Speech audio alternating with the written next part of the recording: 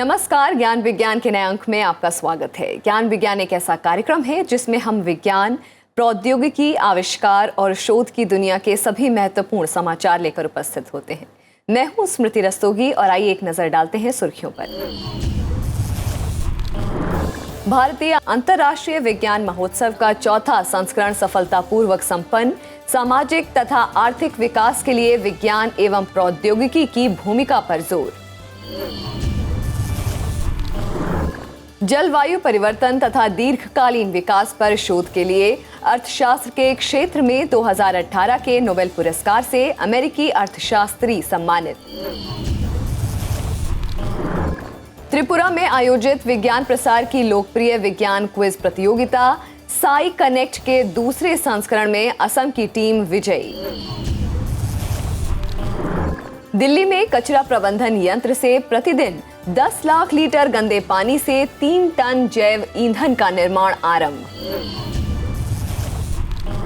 लखनऊ में 5 से 8 अक्टूबर 2018 को संपन्न हुए भारतीय अंतर्राष्ट्रीय विज्ञान महोत्सव यानी IISF 2018 वैज्ञानिक समुदाय, छात्रों तथा आम जनता के बीच काफी लोकप्रिय साबित हुआ।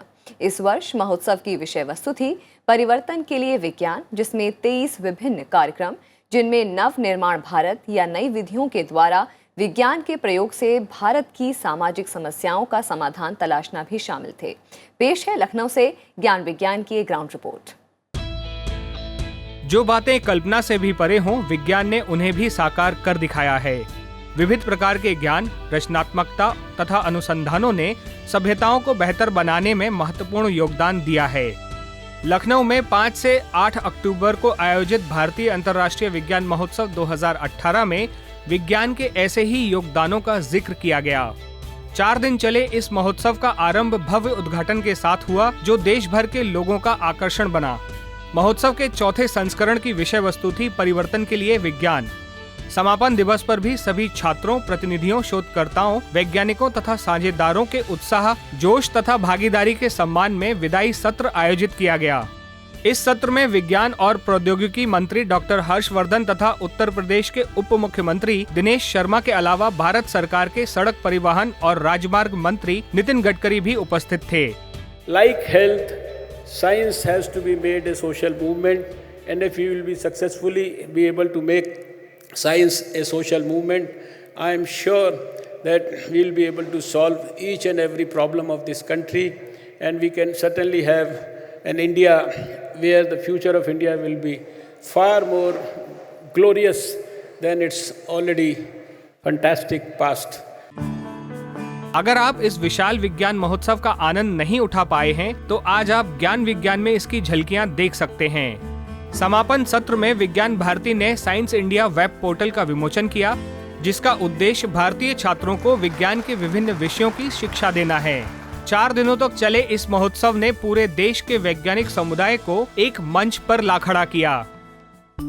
विज्ञान के अन्य महत्वपूर्ण कार्यक्रमों में नवाचारों के उपयोग के लिए विज्ञान तथा प्रौद्योगिकी यानी साथी कार्यक्रम शामिल था, जिसमें अनुसंधानकर्ताओं, छात्रों तथा शोधकर्ताओं ने सामाजिक समस्याओं को दूर करने के लिए जमीनी स्तर पर किए गए अनुसंधानों के बारे में जानकारी दी। स्टेम के क्षेत्र में महिलाओं को प्रोत्साहन देने के लिए IISF 2018 का एक अनोखा सम्मेलन इंदिरा गांधी प्रतिष्ठान के मंगल हॉल में हुआ, जिसमें महिला वैज्ञानिकों तथा उद्यमियों ने भाग लिया। इस सम्मेलन में प्रसिद्ध महिला वैज्ञानिकों, शोधकर्ताओं तथा उद्यमियों ने भाग लिया। उन्होंने देश के परिवर्तन में महिलाओं की भूमिका तथा महिला सशक्तिकरण के लिए सरकार की कोशिशों के बारे में चर्चा की। इसके अलावा विज्ञान के विभिन्न विषयों पर युवा महिला शोधकर्ताओं ने पोस्टर की प्रदर्शनी भी लगाई। IISF 2018 में उत्तर पूर्वी राज्यों के छात्रों के लिए विशेष सम्मेलन आयोजित किया गया, ताकि उनमें वैज्ञानिक अभिरुचि उत्पन्न हो तथा वो विज्ञान को अपने पेशे के रूप में अपना सकें। सम्मेलन के अंत में छात्रों के द्वारा आयोजित सांस्कृतिक कार्यक्रम के अलावा पोस्टर निर्माण तथा मॉडल बनाने के लिए पुरस्कार वितरित किए गए। विज्ञान संचार को ध्यान में रखते हुए अंतर्राष्ट्रीय विज्ञान साहित्य तथा फिल्म महोत्सव का आयोजन किया गया, जो विज्ञान के प्रोत्साहन में भारत के योगदान पर केंद्रित था। इसके अलावा विज्ञान संचार में अभिनव दृष्टिकोण जैसे विषय पर पैनल चर्चा का आयोजन किया गया।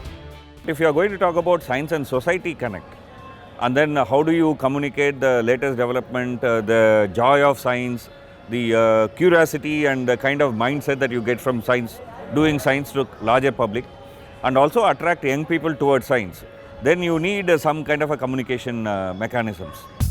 IISF का समापन हो चुका है, लेकिन अपने कार्यक्रमों, विचार गोष्ठियों तथा गतिविधियों के द्वारा ये यादगार महोत्सव युवाओं में जिज्ञासा बढ़ाने तथा उन्हें विज्ञान के विभिन्न विषयों को सीखने के लिए प्रेरित जरूर करेगा। नोबेल कमेटी ने इस सप्ताह अर्थशास्त्र के क्षेत्र में इस वर्ष ये प्रतिष्ठित पुरस्कार येल यूनिवर्सिटी के विलियम डी नॉर्थहाउस तथा न्यू येल यूनिवर्सिटी के पॉल एम रोमर को जलवायु परिवर्तन तथा दीर्घकालीन विकास पर उनके शोध के लिए संयुक्त रूप से दिया है। लेकिन नोबेल पुरस्कार विजेताओं पर अपनी श्रृंखला में इस सप्ताह हम आपको बताएंगे वर्ष 2018 के लिए भौतिक विज्ञान के क्षेत्र में नोबेल पुरस्कार विजेताओं के बारे में। इस वर्ष भौतिक विज्ञान के क्षेत्र में आर्थर एशिकन को ऑप्टिकल चिमटी एवं जैव प्रणालियों में उनके प्रयोग के लिए तथा जेरार्ड मोरू को और डोना स्ट्रिकलैंड को उच्च तीव्रता वाले अल्ट्रा शॉर्ट ऑप्टिकल पल्सेस की विधि तैयार करने के लिए नोबेल पुरस्कार दिया गया है। पेश है ज्ञान विज्ञान की विशेष report. The Royal Swedish Academy of Sciences ने Sveriges Riksbank Prize in Economic Sciences in memory of Alfred Nobel 2018 को अमेरिका के विलियम डी नॉर्थहाउस को दीर्घकालिक वृहद आर्थिक विश्लेषण में जलवायु परिवर्तन को समाहित करने के लिए और अमेरिका के ही न्यूयॉर्क स्थित university stern school of business के पॉल एम रोमर को दीर्घकालिक आर्थिक विश्लेषण में नवाचार तकनीक समाहित करने के लिए सम्मानित किया गया। भौतिक विज्ञान में 2018 का नोबेल पुरस्कार संयुक्त राज्य अमेरिका के आर्थर एशकिन, फ्रांस के जेरार्ड मोरो और कनाडा के डोना स्ट्रिकलैंड को दिया गया।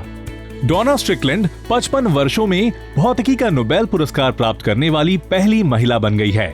इससे पहले मैरी क्यूरी ने 1903 में और 1963 में मारिया गोपर्ट मेयर ने इस सम्मान को हासिल किया था।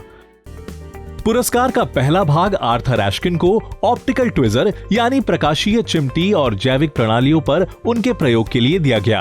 ये चिमटी जीवित बैक्टीरिया को बिना नुकसान पहुंचाए आसानी से पकड़ सकती है। 1960 के दशक में लेजर के आविष्कार के तुरंत बाद एशकिन ने उनका प्रयोग शुरू कर दिया था। लेजर प्रकाश की किरणें होती हैं जिन्हें फोटॉन्स कहा जाता है। फोटॉन प्रकाश की मूलभूत इकाई है। एशकिन समझ गए कि अगर वो पर्याप्त मात्रा में फोटॉन्स को एक साथ इकट्ठा इस्तेमाल करें तो किसी वस्तु पर बहुत ही उच्च दाब डाला जा सकता है।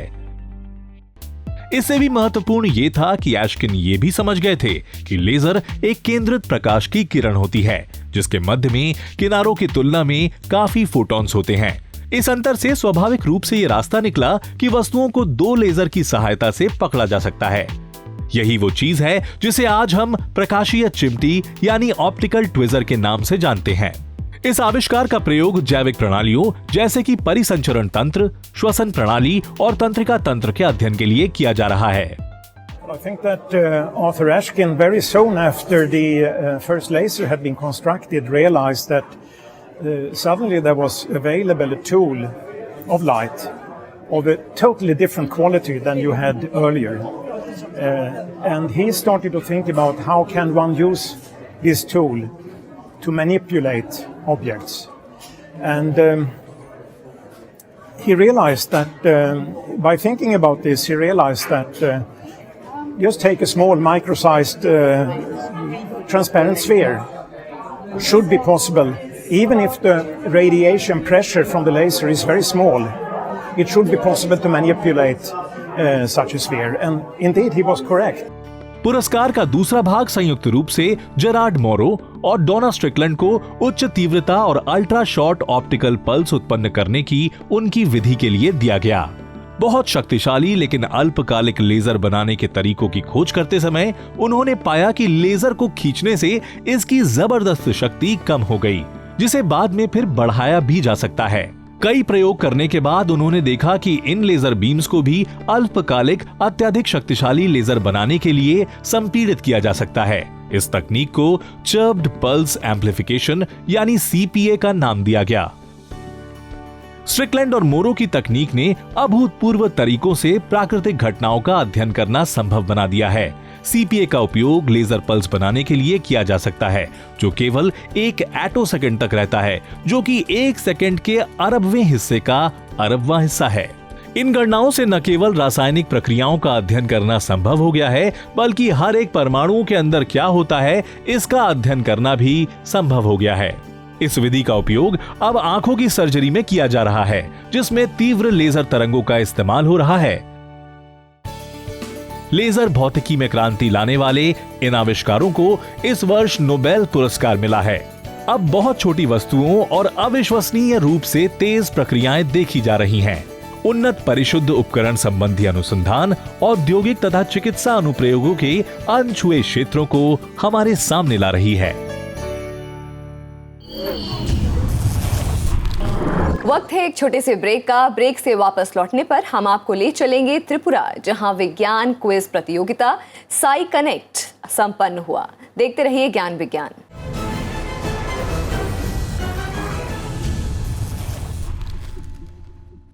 पिछले सप्ताह त्रिपुरा में संपन्न हुई लोकप्रिय विज्ञान क्विज प्रतियोगिता साई कनेक्ट 2018 में असम की टीम विजयी रही।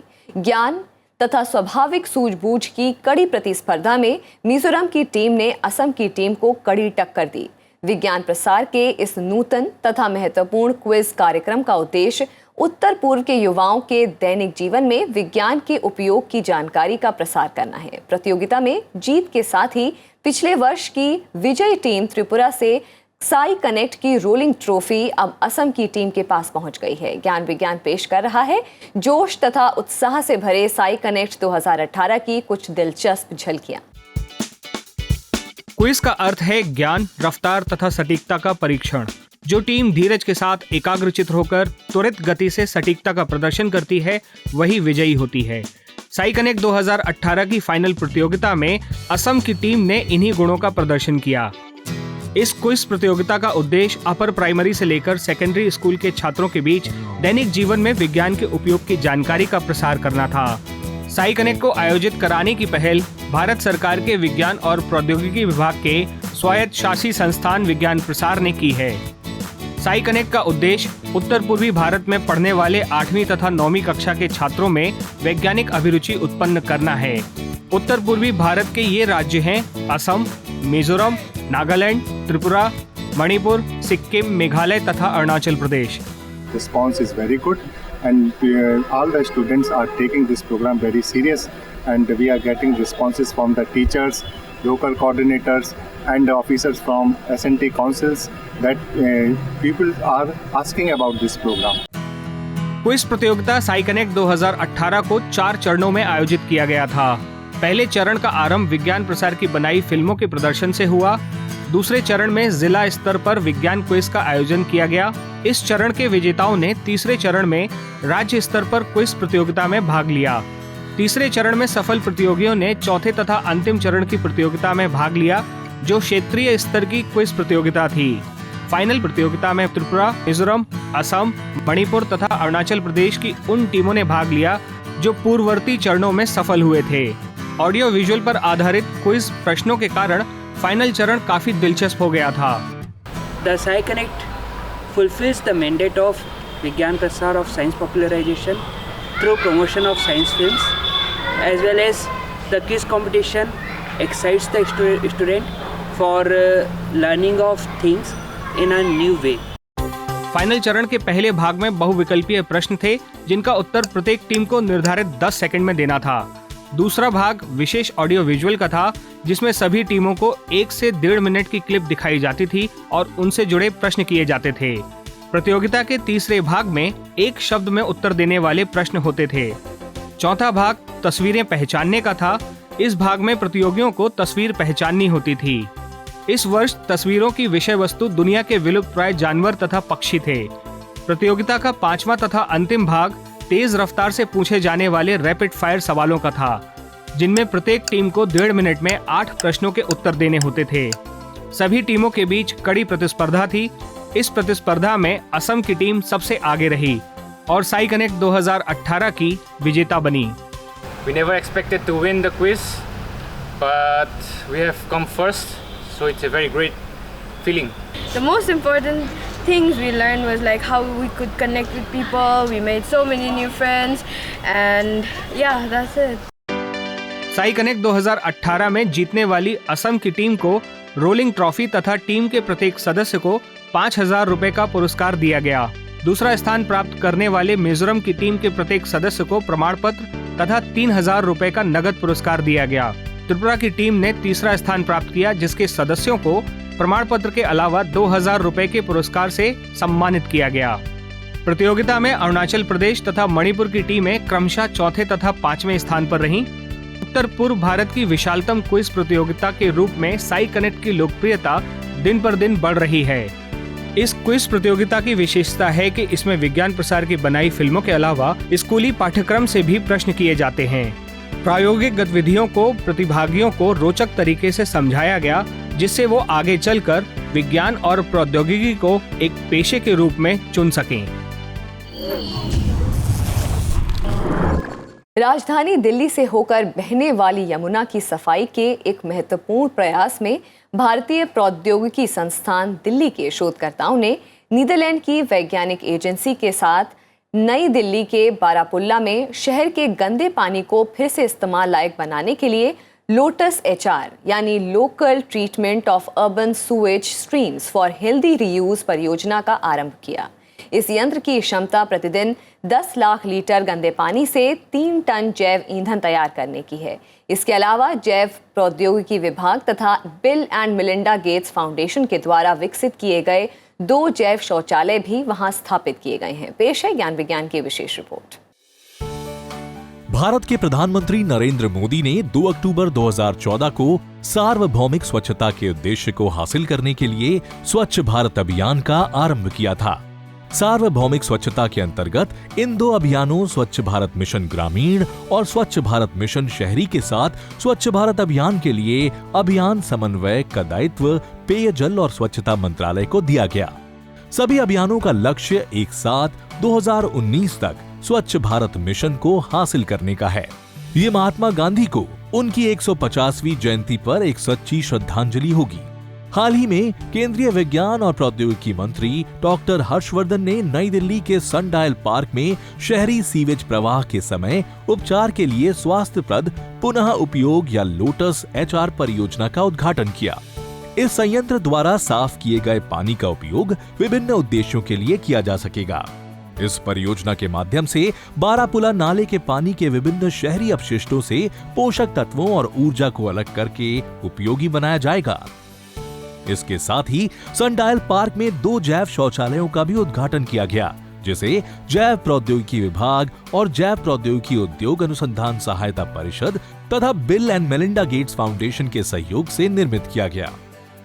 What we are doing is that since this is targeting the urban sewage, actual urban sewage coming through the Barapula drain, we have constructed a laboratory at the site, just at the point where the Barapula drain is joining the Yamuna river, and within this lab we have put up number of reactors.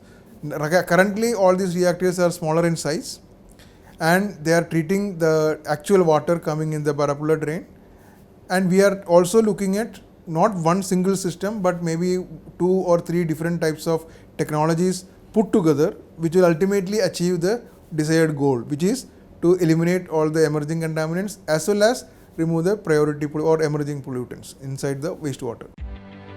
ये परियोजना स्वच्छ भारत अभियान द्वारा निर्धारित लक्ष्यों को पूरा करने और प्रधानमंत्री नरेंद्र मोदी द्वारा शुरू किए गए स्वच्छता ही सेवा आंदोलन को पूरा करने के लिए विज्ञान और प्रौद्योगिकी मंत्रालय के जैव प्रौद्योगिकी विभाग की एक पायलट परियोजना है।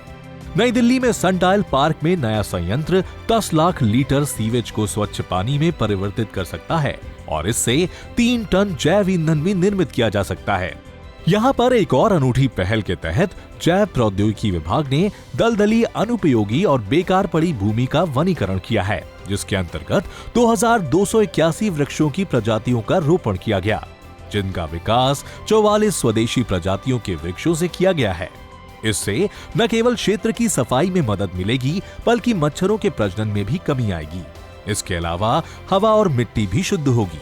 एक तकनीक का उपयोग करके पौधों की प्रजातियों और उनके मध्य की दूरी को सावधानी से तय किया गया है, जिससे इन पेड़ों को तेजी से बढ़ने का अवसर मिलेगा और 2-3 वर्षों की कम अवधि के दौरान पक्षियों, कीड़ों और जानवरों के लिए यहाँ एक अद्वितीय पारिस्थितिकी तंत्र विकसित होगा।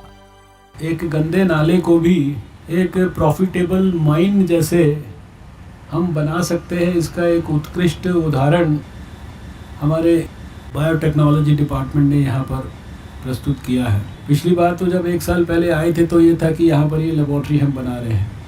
अभी लेबोरेटरी बना भी दी, लेबोरेटरी में काम करके और उसको एस्टैब्लिश करके और जनता के सामने आज प्रस्तुत कर रहे हैं। इस स्टेज में आ गए कि इसको अब हम और जितना मर्जी चाहे उतना बड़ा इसको स्केल अप कर सकते हैं। लोटस HR परियोजना भारतीय और नीदरलैंड के वैज्ञानिकों की संयुक्त पहल है। लगभग 1 साल पहले दिल्ली विकास प्राधिकरण यानी DDA के परामर्श से DBT ने साइट पर प्रयोगात्मक परीक्षण प्रयोगशाला स्थापित करने और पायलट संयंत्र की स्थापना के लिए बारापुला नाले की पहचान की थी।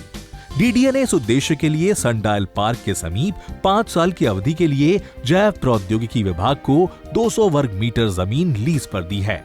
इस साइट पर यह परियोजना आज दर्शाती है कि कैसे शहरी कचरे को लाभदायक स्वरूप में प्रभावी रूप से बदलने के लिए विज्ञान और प्रौद्योगिकी का लाभ उठाया जा सकता है। वक्त है एक और छोटे से ब्रेक का। ब्रेक के बाद आपको दिखाएंगे देश और दुनिया की कुछ और नई वैज्ञानिक खोज। देखते रहिए ज्ञान विज्ञान।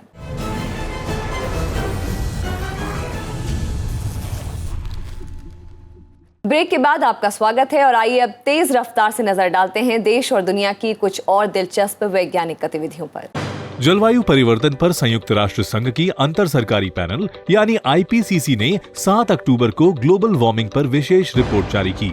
इस रिपोर्ट के मुताबिक अगर तापमान वृद्धि की वर्तमान रफ्तार जारी रही तो वर्ष 2030 तथा 2052 के बीच वैश्विक तापमान में 1.5 डिग्री सेल्सियस की बढ़ोतरी हो सकती है। IPCC की रिपोर्ट में भारत के उन क्षेत्रों का भी उल्लेख किया गया है जो अत्यधिक लू के थपेड़ों का शिकार बन सकते हैं। 2015 में पेरिस समझौते के बाद United Nations framework convention on climate change की पहल पर IPCC की इस रिपोर्ट को 40 देशों के 91 लेखकों तथा संपादकों ने मिलकर तैयार किया है। ओडिशा, आंध्र प्रदेश, कर्नाटक तथा तमिलनाडु में फैले पूर्वी घाट के जंगलों में पिछले 100 वर्षों में 16% की कमी दर्ज की गई है। इकोलॉजिकल इंडिकेटर्स पत्रिका में हाल ही में प्रकाशित एक रिपोर्ट के अनुसार 1920 में वन क्षेत्र 43.4% क्षेत्रों में फैला था, जो 2015 में घटकर 27.5% क्षेत्र में सिमट गया। इसमें लगभग 8% वन क्षेत्र को कृषि योग्य भूमि में तथा 4% भूमि को चारागाह में परिवर्तित किया गया है। National aeronautics and space administration यानी नासा के मुताबिक वॉयेजर 2 प्रोब अंतरिक्ष ग्रह में तारों के बीच पहुंच रहा है। उपग्रह ने अंतरिक्ष में ऐसी किरणों में बढ़ोतरी पाई है जो हमारे सौर मंडल के बाहर से उत्पन्न हो रही हैं। 2007 से प्रोब की यात्रा हीलियोस्फीयर की बाहरी सतह पर जारी है। हीलियोस्फीयर से निकलने के बाद वॉयेजर 2 के तारों के बीच अंतरिक्ष में पहुंचने वाला वॉयेजर 1 के बाद दूसरा मानव निर्मित उपग्रह होगा। मधुमक्खियां परागण की चित परिचित वाहक होती हैं। अब शोधकर्ताओं ने पाया है कि दक्षिण पश्चिमी घाट में पाए जाने वाले एक दुर्लभ सदाबहार वृक्ष के परागण का सर्वश्रेष्ठ वाहक सफेद पैरों वाली सामान्य चींटियां हैं। सिजीजियम ऑक्सीडेंटल जंगली जामुन का एक छोटा पेड़ होता है जो आमतौर पर केरल में पेरियार नदी के तट पर पाया जाता है। International union for the conservation of nature ने इस वृक्ष को अति संवेदनशील करार दिया है। ऑर्थोपोड प्लांट इंटरैक्शंस पत्रिका में प्रकाशित एक शोध के अनुसार इस वृक्ष पर सफेद पैरों वाली चींटियां अक्सर जाती हैं तथा इस वृक्ष की सबसे सफल परागण वाहक है। विज्ञान के इतिहास में इस सप्ताह हम याद कर रहे हैं अमेरिकी अनुसंधानकर्ता अर्ल डिक्सन को, जिनका जन्म 10 अक्टूबर 1892 को हुआ था। उन्होंने बैंडेड का आविष्कार किया था। रसोई के कार्यों में उनकी पत्नी अक्सर कटने या जलने जैसे छोटे मोटे हादसों का सामना करती थी तथा डिक्सन को बार बार रुई के फाहे तथा चिपकाने वाले टेप से छोटी मोटी चोट का इलाज करना पड़ता था। बार बार ऐसी घटनाएं दोहराए जाने पर अर्ल ने एक ऐसा तरीका खोज निकाला जिससे उनकी पत्नी स्वयं अपनी मरहम पट्टी कर सकती थी। उन्होंने रुई का फाहा एक चिपकाने वाली पट्टी के बीच में रखकर तथा उसे क्रिनोलिन से ढककर एक रेडीमेड बैंडेज तैयार किया। फिर उन्होंने मेडिकल रुई उत्पादन करने वाली कंपनी जॉनसन एंड जॉनसन से संपर्क किया और इस तरह से बैंडेड अस्तित्व में आई।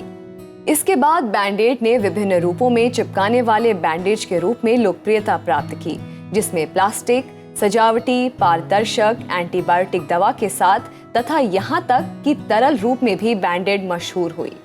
ये लोकप्रिय उत्पाद न सिर्फ पारिवारिक प्राथमिक चिकित्सा किट का हिस्सा बना, बल्कि भविष्य में इसने कई अनुसंधानों के रास्ते साफ कर दिए। इस सप्ताह के ज्ञान विज्ञान के एपिसोड में इतना ही। ये एपिसोड आपको कैसा लगा, इसके बारे में अपने विचार हमें जरूर भेजें। आप अपने सुझाव हमें हमारे ईमेल पते news@vigyanprasar.gov.in पर भेज सकते हैं। आप पत्र द्वारा भी हमें सुझाव भेज सकते हैं। हमारा पता है विज्ञान प्रसार, C24 कुतुब इंस्टीट्यूशनल एरिया, नई दिल्ली 110016। अगले सप्ताह हम फिर मिलेंगे विज्ञान की नई खोज, आविष्कार और समाचार के साथ। तब तक के लिए नमस्कार।